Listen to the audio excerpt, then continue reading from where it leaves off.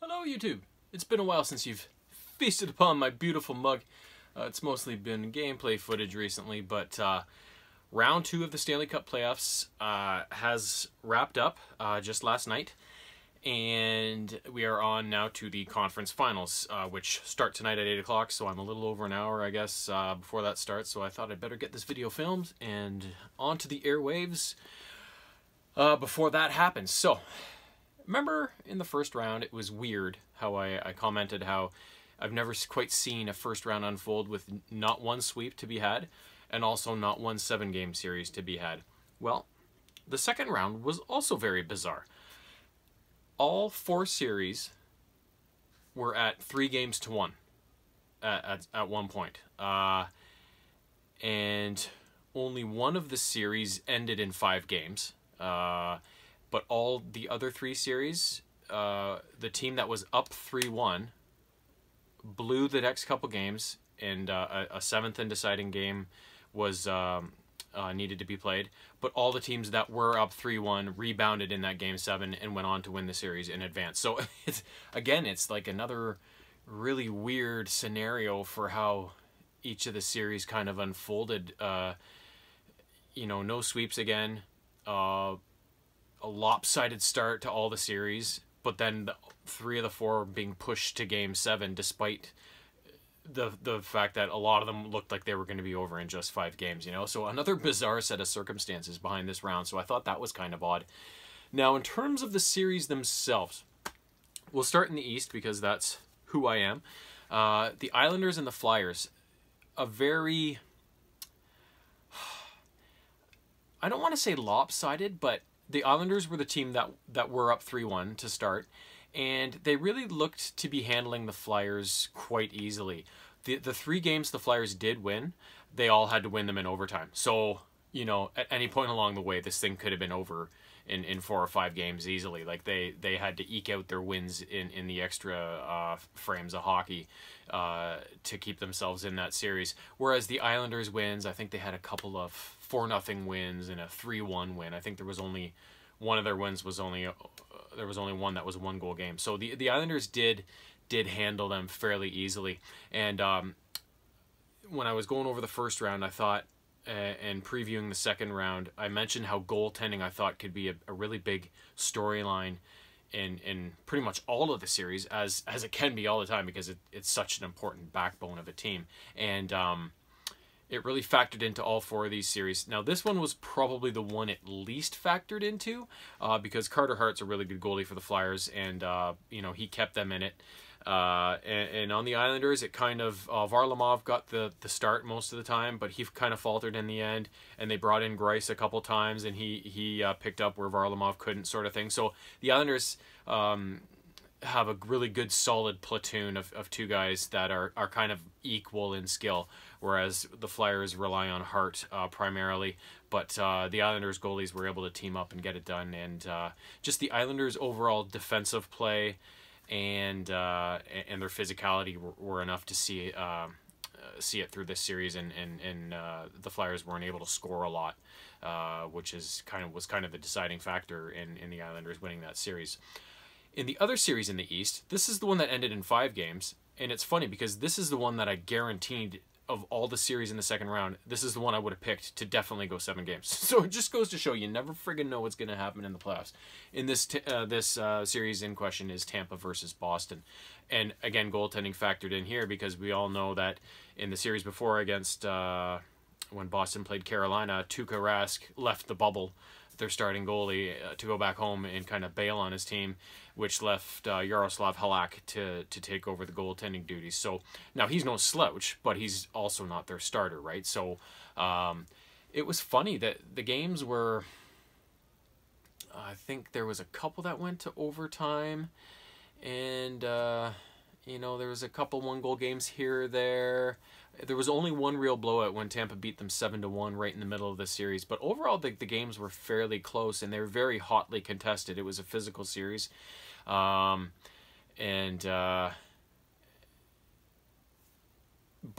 Tampa finally seemed to have Boston's number because they have met in the playoffs before, and I think Boston's typically come out on top. But so maybe it was finally Tampa's time to jump that hurdle, right? And with those wins that Tampa's had, while also having a bit of injuries here and there, a lot of people are thinking maybe this is finally their year to win the cup, and it very well could be. Seeing who's left, I think it's a pretty even playing field going into these conference finals. So I think Tampa, after that 5 games win against the Bruins, are looking pretty strong. So, but again, goaltending coming in to kind of be a storyline in that series as well. Over in the West, these series were a lot more high scoring and a lot more kind of wide open and more lopsided than the Eastern series were. We'll start off with Vegas and Vancouver. Vegas was the team that was up 3-1 and let the Canucks back into it, but eventually did win the game 7. These scores were pretty lopsided, usually in either direction. Whoever won usually won. Like there was a 5-2 game, a 5-3 game, a couple of shutouts, maybe at 3-0 or 4-0 or something. The only 1-goal game I remember there being was when the Canucks won later on in the series 2-1. But the goaltending in this series was, again, kind of a storyline on both sides. On the Vancouver side, Markstrom, who had carried them through the qualifiers and then the first round and into the second round, he played really well early in the series, but then kind of faltered later in the end and eventually got hurt. And so they brought in a guy named Thatcher Demko, who hadn't played a playoff game. And I think I don't know if he was with the team last year or if this was his first year, but he's a young guy. And he basically stood on his head.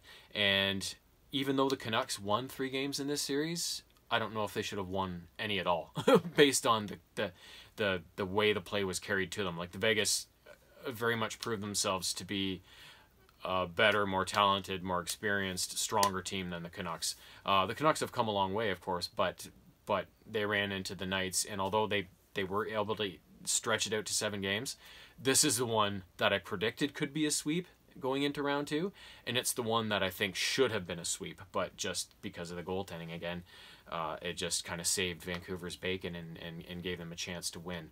On the other side, Fleury, I think, maybe started in a back-to-back situation in this series, but I think before the series even began, his agent tweeted out this photo here. Have a look.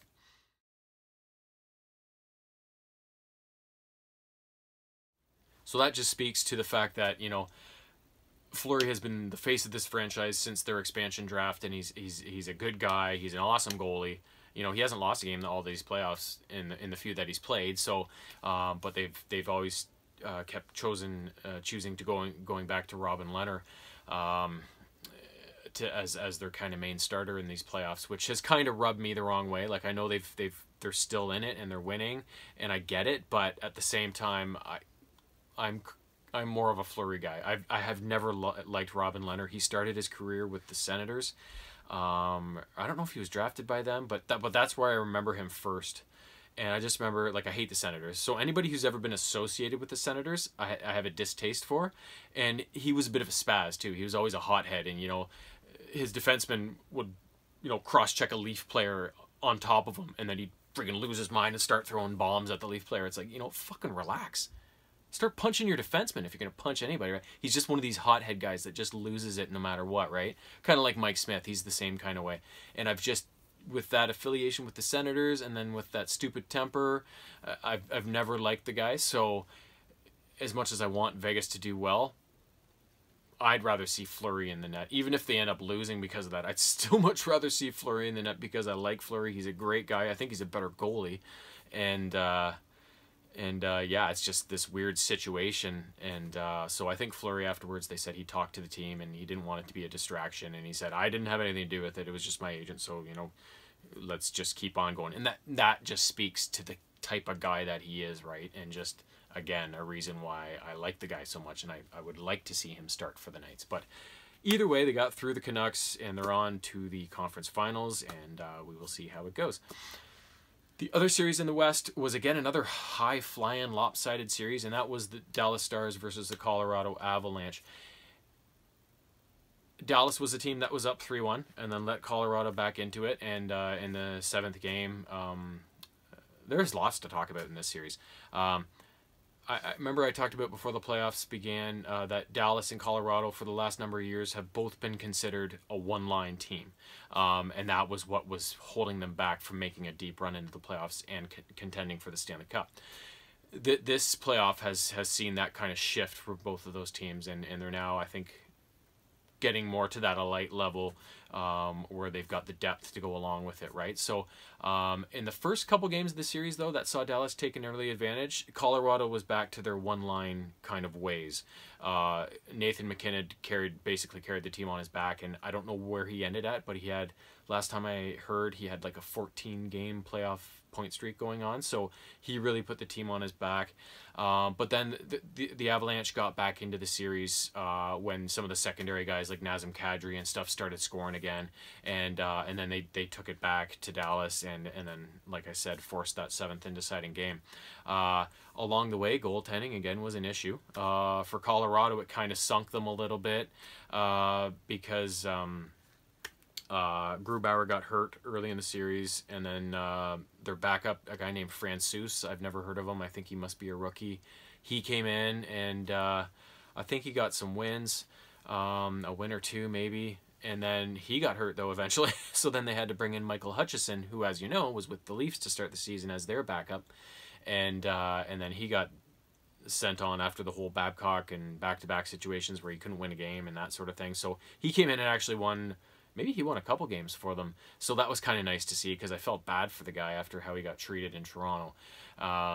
So again, goaltending was a big issue there. And then even for the Stars, Bishop came back, and I think he played a game, but then he was back out again, and they went in favor of the backup Khudobin, and he played well and helped the Stars finally seal off that series. So again, goaltending, so many injuries and stuff to the goaltenders or whatever's going on, and injuries, leaving the bubble, sword in the back. Like, there's so many weird storylines surrounding the goaltending this playoffs. And but yeah, the scores in this game were like 5-2, 5-3, 6-0, 6-3. Like they were, whichever team won usually won with at least 4+ goals, right? Like, so it was pretty lopsided and pretty run and gun in that series, and it really ended in Game 7 in a bizarre fashion. Andrew Cogliano for the Stars was hurt, so a guy came in that has never played. I don't know if he's played a game for the Stars yet, like even in the regular season, I don't know, but he had never played a playoff game, that's for sure. A young Finnish guy, that's one of their prospects, and he came in and scored a couple goals in the game. It went to overtime, and then he got the overtime winner. So his first playoff game, he got a hat trick, including an overtime winner. So, and that's what sent Colorado home and Dallas on to the conference finals. So again, in the playoffs, you just never know. Anybody can be the hero. Anybody can contribute, right? So that's kind of how it goes. So that's the way those 4 series broke down. So here, let's have a look at what the conference final matchups are going to look like based on how these results all came out in the wash. In the Eastern Conference, the New York Islanders will be challenged by the Tampa Bay Lightning. Well, over in the West, the Vegas Golden Knights will have their hands full with the Dallas Stars. In terms of my predictions or wishes or whatever for these 2 series, in the East, I don't know who I want to win. There's a couple of reasons I do and don't want each of those teams that are playing in the East to advance. On the Islanders side, I really like the fact that they play good defense. I really like the fact that they're physical. And I really like the fact that they have got this far without really having as much star power as a lot of the other teams have. Like, Matthew Barzal is probably their superstar. And after that, they have a bunch of really good hockey players, but they don't have the high-paid superstars that a lot of other teams do. So they're doing a lot of this by committee and by playing good defense. And also, they've got a couple of ex-Leafs that I really like in Matt Martin and Leo Komarov. So it would be nice to see those guys advance and maybe win a cup and get a couple of former Leafs a cup, just like last year with Bozak being in St. Louis, got him a cup, right? So that would be nice to see. On the other hand, I don't appreciate the moron Islanders fans who were all pissed off about Tavares and running over his jersey in the parking lot. Like, oh, mature, very mature, right? Yeah, it speaks to their level, right? So now that's their fans, you know. So I'm sure that the guys on the team don't fucking care, but at the same time, you know, that leaves a bad taste in your mouth, and you kind of don't want them to have any joy, right? Just because they're such a bunch of pricks. So so that's kind of the pros and cons about the Islanders maybe advancing to the Stanley Cup final. In terms of Tampa, I just, you know, they're so star-studded. They got a great goalie, a big stud defenseman in Hedman, you know, Stamkos, even though he's not playing, Kucherov, you know, all go down the list. I still find them really boring for some reason. I just can't get into the Tampa Bay Lightning. Even when they play the Leafs and it's run and gun, they don't excite me somehow. I'd much rather watch the Islanders' defensive brand of hockey with hitting, right? Like, it's just, there's something about Tampa that I don't like. Not that I hate them, I just find them boring, you know? On the plus side, somebody must have gotten hurt on their blue line, because Luke Shen drew into the series against the Bruins, and or maybe it was just a lineup strategy move, I don't know.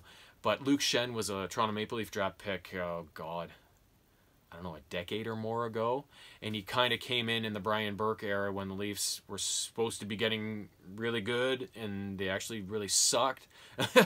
And he was their number one pick in whatever year he was drafted. And he's just this really rugged, stay-at-home, defensively minded defenseman who throws monster body checks and can drop the gloves and toss dukes with pretty much anybody.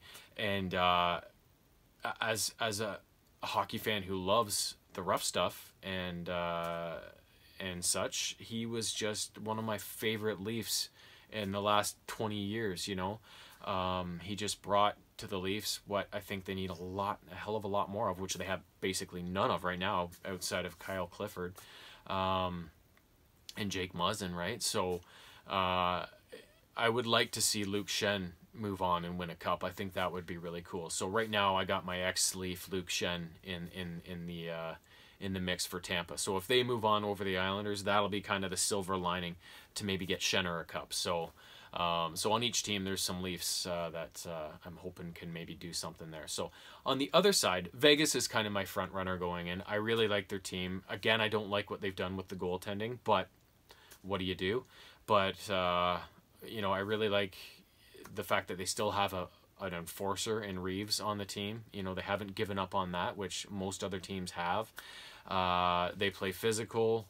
They're talented. They got a really good blue line, Schmidt and Theodore and those guys, and they've got a lot of star power up front. And their uniforms are awesome. Plus, they live in Vegas, like hell. I just really like the Vegas vibe. I really like that team. So right now, they're kind of my front runner. Dallas. I wouldn't mind them winning the cup. I've come to like Dallas over the last number of years. There's nobody kind of in the wings there that I want to see win a cup that's kind of an ex-Leaf or anything like that. I do like Seguin and Ben. I really like that combo. A couple good Canadian guys that are talented and play the game well. So yeah, I wouldn't mind seeing Dallas win the cup. I think whoever comes out of the West, that's probably, I'd rather Vegas, but if Dallas comes out on top in the West, that's probably who I'll be going for in the finals. But yeah, there's nothing I super love about Dallas, but also nothing I dislike. They're just kind of a team that I just kind of like, you know. But I don't love them, but I like them. And so if they're kind of what's left over, okay, we'll take it. The good thing about this year is that there's nobody I absolutely hate possibly going into the Stanley Cup final. So, you know, a lot of years you get to the Final Four and there might be a couple of teams in there that you just can't fucking stomach. And it's like, if they win the cup this year, I'm going to jump off a bridge, right? So, fortunately, we're not going to be dealing with that this year, at least in my hockey universe. So that's fantastic. Any team that wins the cup this year, it'll be like, okay, whatever. You know, different degrees of interest and acceptance. But again, I really want Vegas to win. After that, if they don't do it up, however else it unfolds, will be how it unfolds. So no great worries there though. So yeah, so So yeah, an interesting second round, setting up an interesting conference finals. We got three of the more recent, I guess, expansion teams. I mean, Vegas, the most recent, but then Tampa back in the early '90s. I think when I was in high school, they were. I guess they're not one of the most recent, but still one of the kind of more recent expansion teams. And then Dallas, I mean, they're not an expansion team, but they moved from Minnesota or whatever all those years ago. So kind of some of the more new. I mean, I grew up with the 21 team NHL, which it was 21 teams for a long time. And then I think the first team they added when I was in high school was San Jose, if I remember the order correctly, which was maybe in 90 or 91 or 92 or something. And then they, kept adding, I think the Tampa and Ottawa were next after that, and then Atlanta, maybe Nashville, Minnesota, something like that. And then they kept adding and adding. So it's kind of a different looking Final Four, because other than the Islanders, who, were one of those 70s? They come in the 70s or something, yeah. But I mean, they won all those cups in the early 80s, but they're really the only team left of that original kind of 21 team format that I grew up with that's going to be representing this bunch here. So it's we got the potential for, I guess, Vegas, that if they win, that'll be their first cup. If Tampa wins, that'll be their first cup. So so we got a potential for one of two teams there to add a Stanley Cup banner to their building. But Islanders and Dallas, of course, have won some before. But yeah, it should be interesting. Anyways, there's lots of good hockey left to watch, and now it's going to be down to one game a night sort of thing, right? So it's a little more manageable. There's hockey on all the time, and you kind of miss. I was kind of missing games because I just kind of.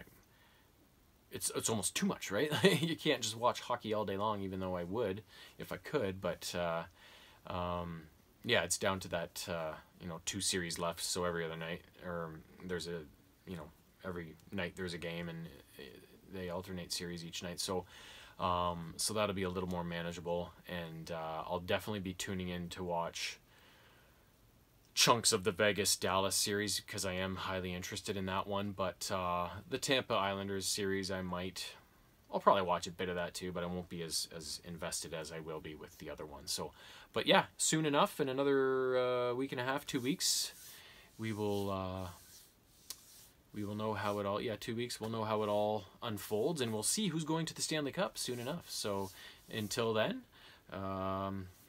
enjoy what's left of summer, which I think around here is absolutely zero left. So, toodles.